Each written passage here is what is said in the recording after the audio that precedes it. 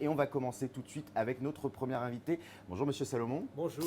Merci beaucoup de nous accueillir ici. Alors on est déjà dans une de vos cuisines. Est-ce que vous pouvez vous présenter en quelques mots? Alors bonjour, je suis Norbert Salomon, je suis le directeur adjoint du CFA. Le CFA Trajectoire, vous êtes ici présent dans un de ces campus, puisque nous avons 10 campus en Île-de-France, répartis sur le 78 et également sur le 91.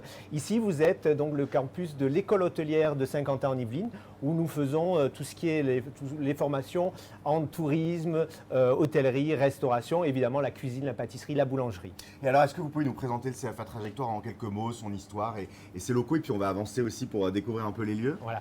Alors le CFA Trajectoire a été créé il y a plus de 27 ans à l'initiative du groupe Accor et en particulier de M. Honegger qui était RH du groupe Accor pour pouvoir développer des formations dans un premier temps en hôtellerie, en tourisme. Et puis au fil du temps, on a développé évidemment de la restauration, de l'alimentation, de la sécurité, des soins à la personne et puis également sur les métiers du commerce.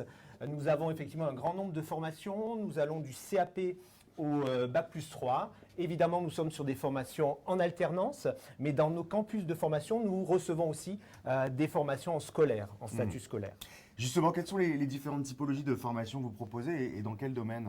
Alors, c'est vrai que nous avons des CAP, en particulier sur les métiers de la cuisine. Nous avons également des bacs pro. Nous avons là aussi sur la cuisine, le service en salle. Nous avons évidemment les métiers de la boulangerie, de la pâtisserie, également des CAP, des bacs pro. Et puis, nous avons tous les BTS en hôtellerie-restauration, les BTS en tourisme également. Nous avons tous les métiers des soins à la personne, les métiers de la sécurité. Donc, vous voyez un grand panel de formations, surtout des formations diplômantes, mais on a quelques formations certifiantes, donc des titres professionnels.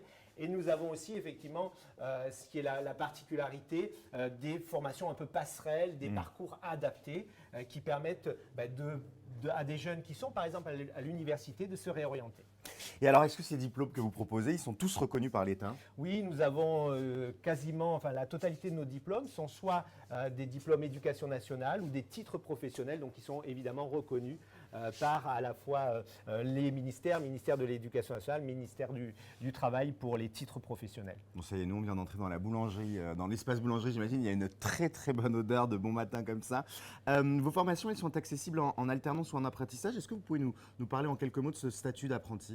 Alors c'est vrai que ma collègue va vous développer un peu plus en détail les atouts de l'apprentissage. C'est vrai que nous sommes sur du contrat d'apprentissage, donc de l'alternance, mais sur le système du contrat d'apprentissage qui permet à des jeunes de 15 à 29 ans de pouvoir intégrer des formations avec une alternance, une partie du temps dans les entreprises et l'autre partie du temps ici, dans notre campus ou dans nos autres campus évidemment, puisque, comme je vous l'ai dit, nous avons une dizaine de campus en Île-de-France. Et alors, pour terminer, est-ce que vous pouvez nous parler en quelques mots de la procédure d'admission au CFA? Comment ça se passe si on a envie de rejoindre le CFA Trajectoire?